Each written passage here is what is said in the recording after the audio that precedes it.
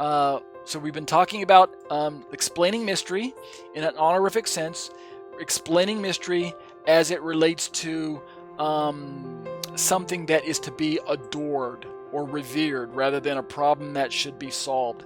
And again, keep in mind that this is only relevant to those people who approach Trinity from a puzzle perspective, like it's a mystery that has to be solved, like we have to figure God out, like he's a science experiment that if we don't figure out how he ticks, then we're going to get an F on our science experiment.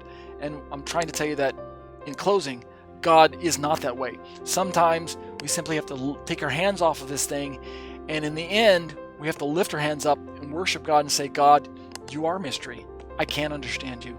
The Bible doesn't always explain how God and Yeshua can both be one God with these seemingly contradictory, paradoxical viewpoints on how that God is fully divine and yet Yeshua is fully human. How does that fit together? But nevertheless, because I trust God, I trust the Bible, and I believe that it is inerrant in all of its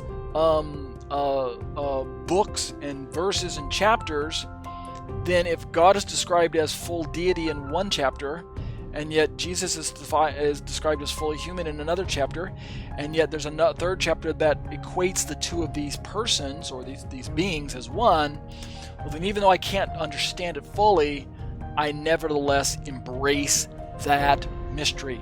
And I live with that tension.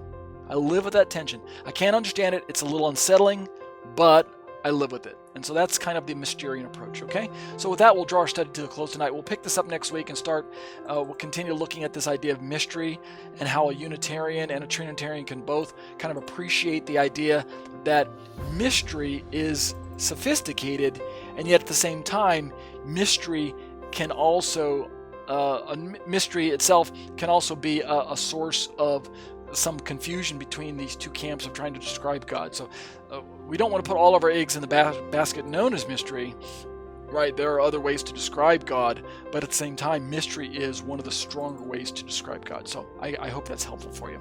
Let's close in prayer.